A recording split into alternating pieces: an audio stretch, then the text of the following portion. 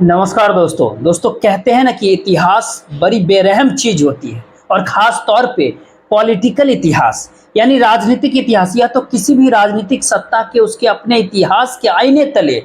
उस सत्ता को ही ढह ढहा कर गिरा देता है। याद कीजिएगा 2013-14 का वो दौर जब नरेंद्र मोदी चुनाव प्रचार के मैदान में बतौर प्रधानमंत्री हुआ करते थे, यानी कि ये कह के प्रधानमंत्री के उम्मीदवार थे, वह प्रधानमंत्री बनना चाहते थे। उस समय करीब करीब 365 बार उन्होंने सिर्फ एक ही बात का जिक्र किया और देश की आम जनता से किया और खुले तौर पे उन्होंने कहा कि आप मुझे केवल 60 महीने का वक्त दे दीजिए, मैं इस भारत देश के तकदीर बदल दूंगा।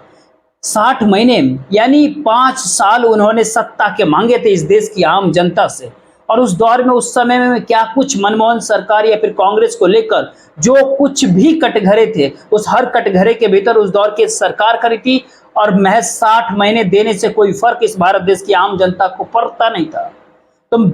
60 महीने तो बीत गए, 2019 का लोकसभा चुनाव आया, लेकिन उस चुनाव के प्रचार के अंदर ना तो अगले 60 महीने को मांगने का जिक्र था और न ही बीते हुए 60 महीनों में, यानी ये कहे कि 5 साल में उन्होंने क्या क्या,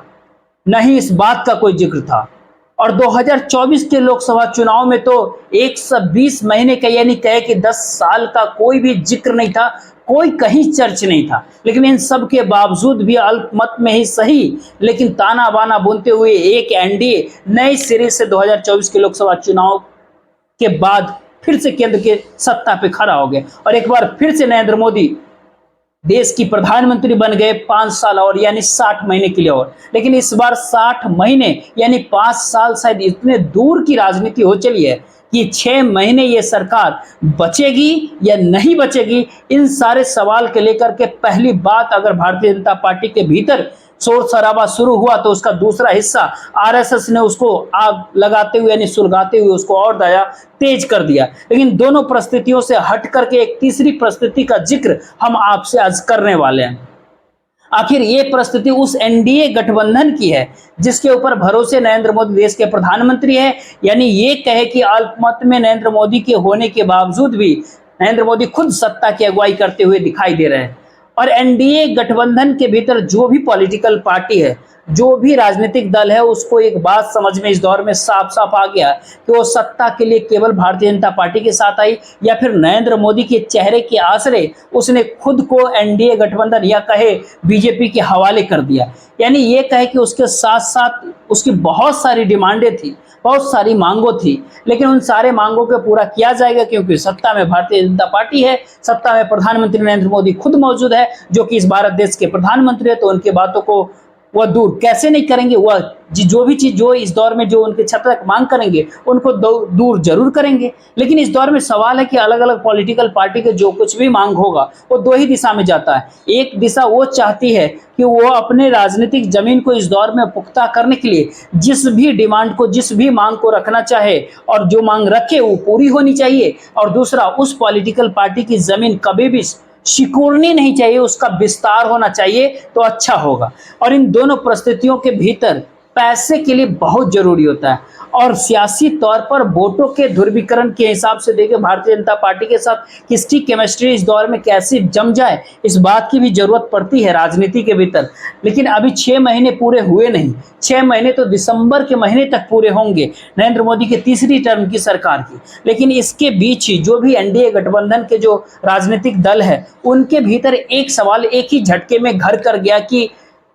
पहला सवाल तो ये कि उनकी अपनी राजनीतिक जमीन क्या भारतीय जनता पार्टी खत्म करने पे तुली हुई है, क्योंकि भारतीय जनता पार्टी की अपनी राजनीतिक जमीन जो उसको बनानी है और सत्ता के भीतर मौजूद रहना है वह उससे कभी मैच खाती नहीं है। और दूसरी तरफ भारतीय जनता पार्टी को ऐसे लगना लगा कि अपने ही बूते जब तक वो इस भारत देश की राजनीति के बीच में खड़ी नहीं होगी तब तक वह इस देश के भीतर उसको चुनावी जीत मिल नहीं पाएगी। और ये संयोग ऐसा है कि 2024 के लोकसभा चुनाव में तीसरी बार नरेंद्र मोदी भारत देश के प्रधानमंत्री बन गए, ऐसा कभी होता नहीं है। लेकिन देश की आम जनता जब चुनती है तो किसी को इसलिए भी नहीं चुनती है कि आप अल्पसंख्यक या अल्पमत के साथ भी सत्ता के भीतर बने रह जाए, ऐसा होता नहीं। और भारतीय इतिहास में ऐसा कभी हुआ भी नहीं है कि हम आपको इसलिए चुन रहे हैं क्योंकि आपको बहुमत ना मिले, ऐसा नहीं होता है। आखिर इस सारे तिक्रमों के जरिए बहुमत तो जुगाड़ लिया, चाहे वो बीपी सिंह का दौर आप याद करिए, चाहे वो देवगौड़ा का दौर याद कर लीजिए, चाहे गुजराल साहब का दौर, यानी गठबंधन के दौर की परिस्थितियों के भीतर, चाहे तो अटल बिहारी वाजपेयी के दौर को याद कर लीजिए। अटल बिहारी वाजपेयी के साथ 38 पॉलिटिकल पार्टी उस समय थे, उस सबको एक साथ लेकर के अटल बिहारी वाजपेयी चल रहे थे, लेकिन पता नहीं क्यों आखिरी क्षण में शाइनिंग इंडिया का भूत कुछ इस तरीके से अटल बिहारी वाजपेयी के ऊपर सवार हुआ कि जो उनके अपने सहयोगी थे वो ना नुकुर कर रहे थे कि जल्दी चुनाव मत करवाइए और ये शाइनिंग इंडिया के चकाचौंध में खो मत जाइए आप। लेकिन अटल बिहारी वाजपेयी के आसपास की जो चौकड़ी थी वो तो पूरे हवाई उड़ान पे था।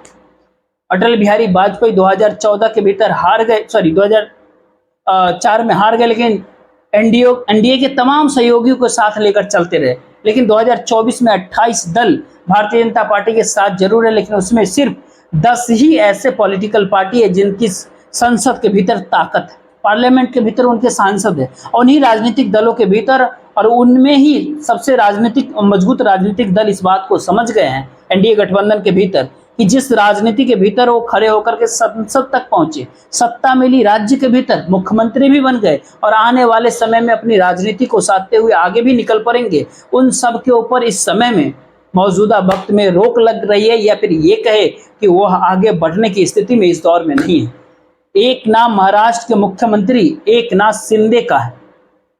वहीं अगला नाम बिहार के मुख्यमंत्री सुशासन बाबू कहे जाने वाले नीतीश कुमार का है। एकनाथ शिंदे के पास 2024 के लोकसभा चुनाव में 7 सांसद हैं, बिहार के नीतीश कुमार के पास 12 सांसद हैं, लेकिन नीतीश कुमार जब तक मुख्यमंत्री हैं तभी तक उनके सांसद विधायक उनके साथ है और जनता दल यूनाइटेड बची हुई है। उनके भीतर का एक सच और है कि जनता दल यूनाइटेड जेडीयू की ओर से जिस नुमाइंदों को दिल्ली के भीतर भेजा गया, वो सारे नुमाइंदा नीतीश कुमार से दूर होते चला गया और भारतीय जनता पार्टी या कहे नरेंद्र मोदी सरकार के करीब हो गया। वर्तमान समय में आप कह सकते हैं कि हाँ, हरिवंश जी भी तो ऐसा ही है। इससे पहले भी एक व्यक्ति हुआ करते थे जिनको नीतीश कुमार ने बहुत ही भरोसे के साथ, ब्यूरोक्रेट्स थे जो आए तो काफी करीबी के तौर पे नीतीश के साथ रहे, और एक वक्त के लिए तो उनको जनता दल यूनाइटेड की कमान तक सौंप रहे थे नीतीश कुमार, लेकिन दिल्ली भेजे तो फिर वो बीजेपी और नरेंद्र मोदी और अमित शाह के होकर रह गए, उनको जनता दल यूनाइटेड छोड़ना पड़ा। इस दौर में आरसीपी सिंह कह सकते हैं आप, एक और व्यक्ति है जो इसी समय में लगातार नीतीश कुमार के करीब आ गए, भारतीय जनता पार्टी के नेताओं को या फिर नरेंद्र मोदी शाह की। और जिस तर्ज पर, जिस अंदाज में ये मौजूदा सरकार चल रही है, उसके भीतर नरेंद्र मोदी सरकार अपने लिए ऐसा रास्ता तैयार करना चाहती है कि अगर वह एनडीए गठबंधन के भीतर अगर वो सारा बिखर जाए, टूट जाए, तो उससे पहले उनको तोड़ दिया जाए या फिर उनके लोगों को साथ ले लिया जाए। तो 272 का जादुई आंकड़ा केंद्र में पकड़े या न पकड़े, लेकिन उस दिशा में मजबूती तो हो ही जानी चाहिए। और एक बात तो इस दौर में सच है कि कोई भी नेता इस भारत देश के भीतर में जब राजनीति करता है तो वह खुद को भी देखता है, और जो खुद को देखता है, ऐसे सांसदों के तमाम पॉलिटिकल पार्टियों के भीतर कोई कमी नहीं है ऐसे नेताओं की। और खास करके ये बात जब साफ हो चली कि मौजूदा समय में प्रधानमंत्री नरेंद्र मोदी इस भारत देश में एक ताकतवर और सत्ताधारी शख्स के रूप में है, तो उनके साथ रहने में इस दौर में क्या दिक्कतें आएंगी। तो हर वह मुद्दा जो उन सारे राजनीतिक दलों से जाकर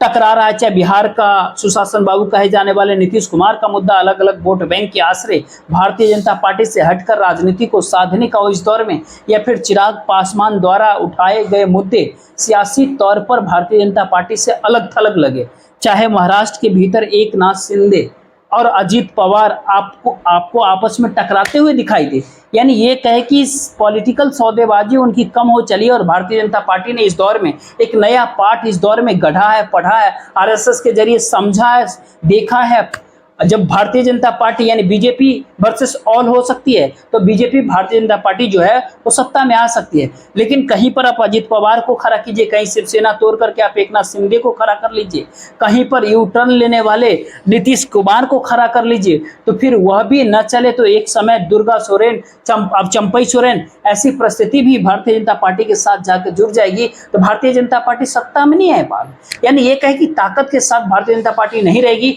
और धीरे धीरे कमजोर दर कमजोर होते चली जाएगी। लेकिन सियासत के जिस मुहाने पर राजनीति के जिस चौराहे पर भारत में देश की आम जनता जो चुनाव में वोट देने के लिए इस बात की जो तैयारी कर रही है कि एक तरफ भारतीय जनता पार्टी को सत्ता में लाना है या फिर उसको सत्ता से बेदखल करना है, ये सोच अगर 2024 के लोकसभा चुनाव में थी, तब आने वाले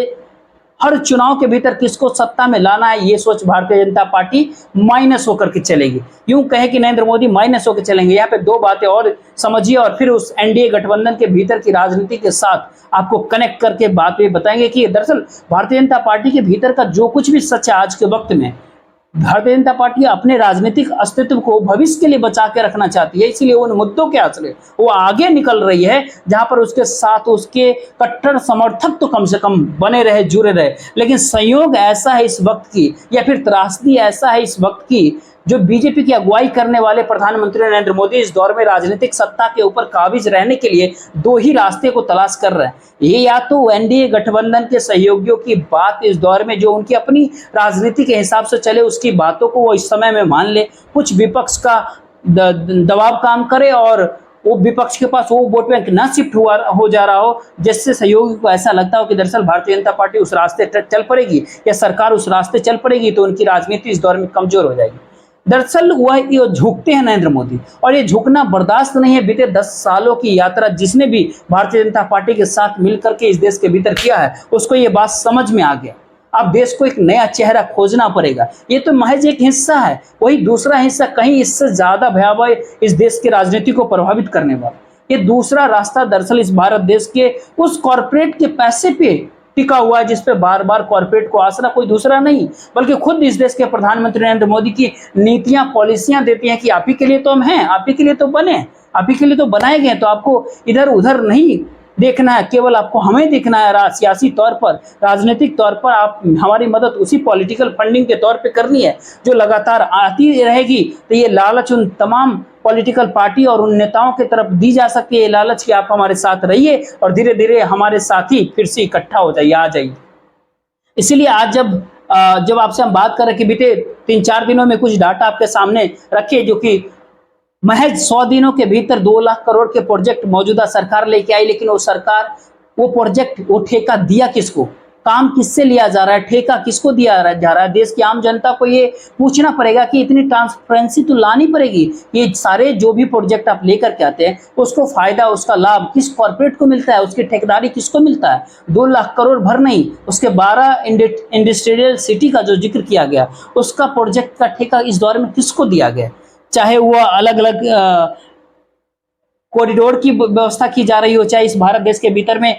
इंडस्ट्रीज का जिक्र किया जा रहा हो, वो ठेका मिलेगा किसको। और इसी ठेके के आस्पेक्ट तले जब आज प्रधानमंत्री नरेंद्र मोदी जब मुंबई पहुंचे तो उन्होंने जिस बंदरगाह जो पोर्ट जो उस पोर्ट का उद्घाटन जो किया उसका पहला फेज तो ये होता है कि उसका पहला फेज 2029 में पूरा होगा, दूसरा फेज 2039 पे पूरा होगा और तब तक इस भारत देश के पोर्ट किंग की अगली पीढ़ी तैयार हो गई होगी और सब कुछ देख रही होगी, क्योंकि इस दौर के पोर्ट किंग जो भारत देश के भीतर माने पहचाने जाने जाते हैं वो अडानी से। और इससे हट करके जो 76,000 करोड़ के प्रोजेक्ट का जो ऐलान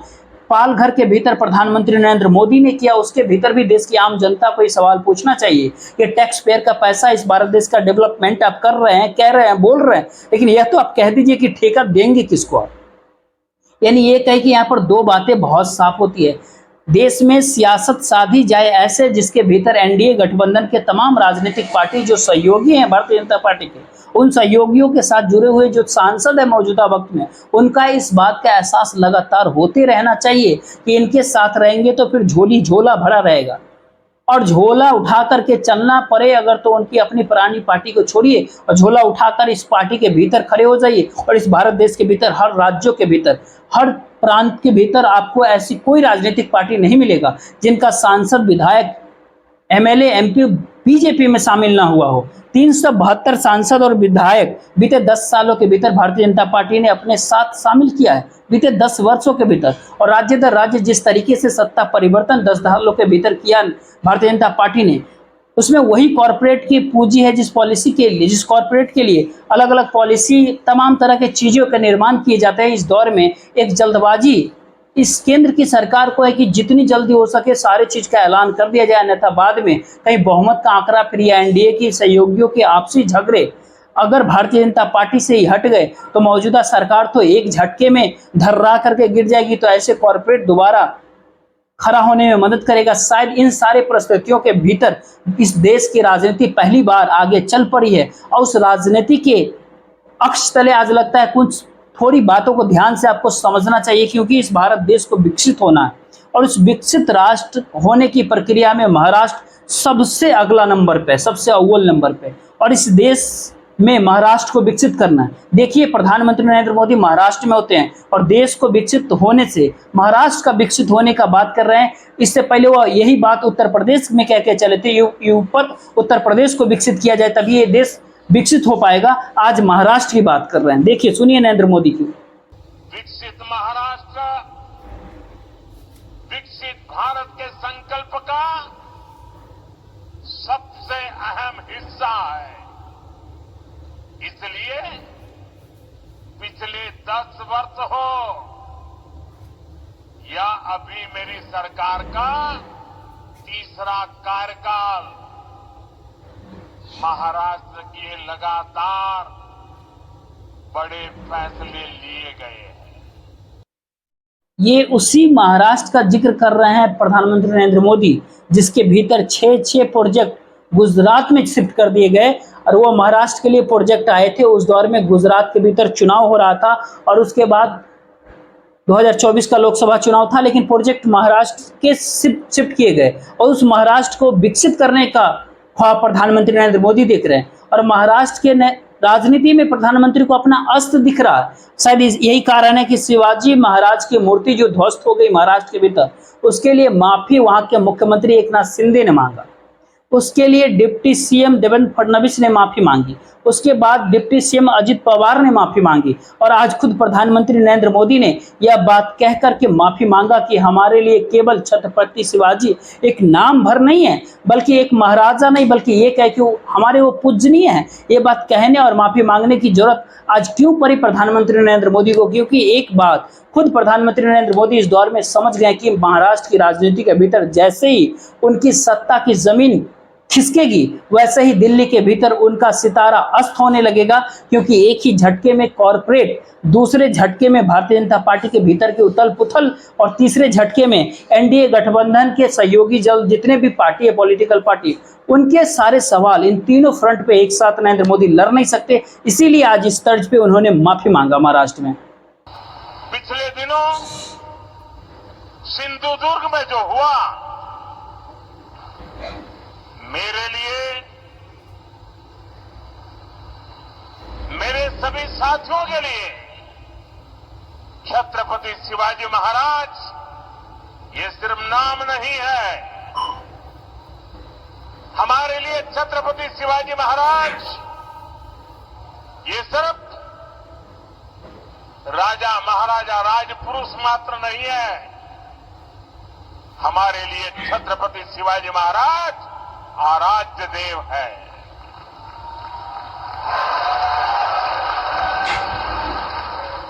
और मैं आज सर झुका करके मेरे आराध्य देव छत्रपति शिवाजी महाराज की उनके चरणों में मस्तक रख के माफी मांगता हूं। प्रधानमंत्री नरेंद्र मोदी के साथ मंच पे वो सारी कतार बैठी हुई थी जो इससे पहले माफी मांग चुके। राज्य के मुख्यमंत्री भी माफी मांग चुके जो इसी मंच पे मौजूद होते हैं। लेकिन सवाल है कि एनडीए गठबंधन के भीतर की उथल पुथल इस दौर में ऐसी क्यों मची है और एकनाथ शिंदे और अजित पवार के तमाम सांसद और विधायक आपस में इस दौर में टकराने क्यों लगे? आपस में टकराना इस तरीके से कि दोनों एक दूसरे को आपस में देखना तक नहीं चाहते। इससे हटकर के आप बिहार की बात कर लीजिए। बिहार में यानी ये कहे कि बिहार के भीतर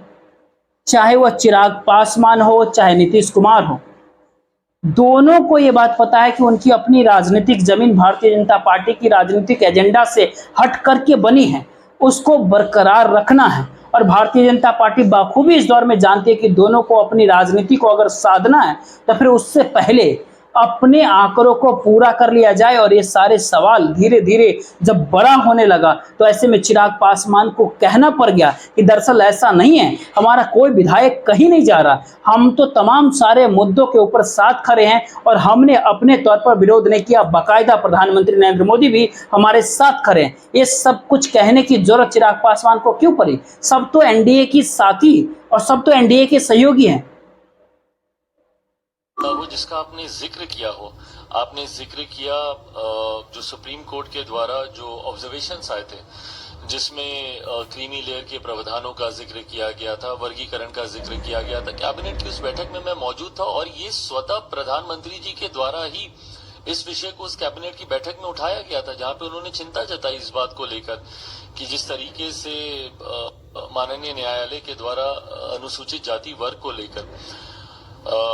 क्रीमी लेयर के प्रावधानों का जिक्र किया गया है, वर्गीकरण का जिक्र किया गया है। और उस कैबिनेट की बैठक में हम सब से सुझाव सुनने के बाद प्रधानमंत्री जी ने पूरी स्पष्टता के साथ इस बात का जिक्र किया कि आरक्षण के प्रावधान उसी तरीके से बरकरार रहेंगे जो व्यवस्था डॉक्टर बाबा साहेब भीमराव अंबेडकर जी ने संविधान निर्माण के दौरान जो व्यवस्था तैयार की थी। आज की तारीख में जो विपक्ष के द्वारा ये भ्रम फैलाया जा रहा है मेरी पार्टी और सांसदों को लेकर, ये उसी साजिश को हवा देने की सोच है जो 2021 में इस दौर में महत्वपूर्ण बात तो ये भी है कि नीतीश कुमार भारतीय जनता पार्टी या फिर कहे नरेंद्र मोदी या फिर प्रधानमंत्री के साथ ये बात कहकर खड़े हुए कि आप बिहार में चुनाव जल्दी करा लीजिएगा। करीब करीब कहते हैं कि करीब 70-60% तो सहमति बन गई थी, लेकिन फिर क्या हुआ, जल्दी बिहार में चुनाव हुए नहीं बिहार के विधानसभा के। उसके बाद कहा कि हमको इतना पैसा चाहिए, ये प्रोजेक्ट चाहिए, बिहार राज्य का विशेष राज्य का दर्जा चाहिए बिहार में। वहाँ पे सड़कों का बनना था, अस्पतालों का बनना था, एयरपोर्ट का बनना था, एजुकेशन सेंटर का बनना था, लेकिन ऐलान कर दिया गया, पैसा नहीं पहुंचा। यही परिस्थिति चंद्रबाबू नायडू टीडीपी के पास है। चंद्रबाबू नायडू के साथ भी इस दौर में 16 सांसद हैं आंध्र प्रदेश में। 16 सांसदों को बढ़ाने के लिए इस दौर में वाईएसआर कांग्रेस को तोड़ा गया। हालांकि राज्यसभा के वो सांसद थे जिनको अपने साथ लेकर के आए, लेकिन यह एक प्रक्रिया शुरू हो जाती है कि नजर केवल उत्तर भारत या फिर ये कहे पूर्वी भारत के ऊपर नहीं, बल्कि कहे दक्षिण भारत के ऊपर भी भारतीय जनता पार्टी की नजर है। और उसको ये बात पता है कि एनडीए गठबंधन के भीतर उसकी संख्या करीब करीब 240 है और उसके साथ खड़े लोगों की संख्या 53 सांसदों की, उसमें से 32 सांसद चाहिए। 53 में से 32 नहीं भी चाहिए तो भी 20 सांसद चाहिए। तो क्या जनता दल यूनाइटेड के 8 सांसद,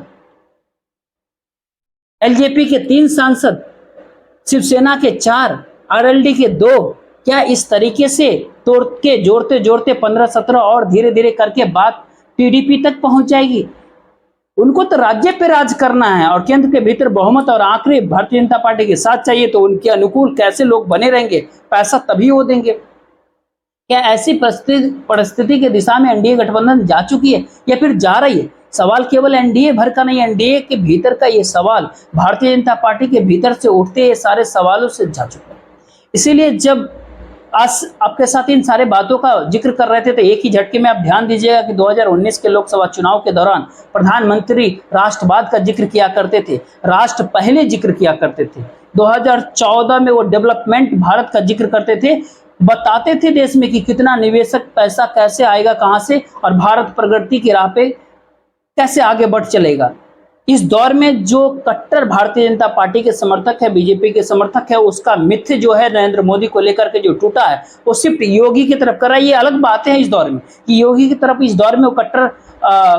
लोग क्यों कर रहा है। क्या भारत की राजनीति में योगी का कोई योगदान इस भारत देश को बनाने बुनने को कुछ लेकर के है? 2017 में भारतीय जनता पार्टी को जीत इसलिए मिल गई थी क्योंकि नोटबंदी हो गई थी, तमाम राजनीतिक दल के खजाने खाली हो गए थे, बीजेपी के पास हर ताले की चाबी था। उस दौर में बतौर मुख्यमंत्री योगी का नाम नहीं था, लेकिन आरएसएस के कोटे से योगी मुख्यमंत्री बन गया। 2022 आते आते एक ही झटके में हिंदुत्व और 80-20 का खेल जो उत्तर प्रदेश में चल रहा था वो चला। और आप ध्यान दीजिए कि उनमें भी जबरदस्त शिफ्ट आया उत्तर प्रदेश के भीतर। वह प्रधानमंत्री नरेंद्र मोदी के राह पर ही है। अब वो राह राष्ट्रवाद की दिशा में ले जाती है। मुख्यमंत्री नीतीश योगी आदित्यनाथ डेवलपमेंट इन्वेस्टमेंट का जिक्र करते हैं, राष्ट्र का जिक्र करते हैं। इन्वेस्टमेंट का सबसे ड्रीम डेस्टिनेशन बना है तो उसका रिजल्ट भी आज इस रूप में यहां पे प्राप्त हो रहा है। मैं आप सभी जितने भी यहां पर हमारे इन्वेस्टर आए हैं, मैं उन सबको इस बात के लिए आश्वस्त करता हूं कि सरकार ने आपके साथ जो भी सरकार के कमिटमेंट है उसको धरती पर उतारने के लिए किसी भी प्रकार का कोई संकोच किसी भी स्तर पर नहीं होगा। सारी बैरियर हम 10 साल में भारतीय जनता पार्टी का जो 15-20% का जो वोट बैंक है वो पूरे तरीके से उनके साथ डट करके,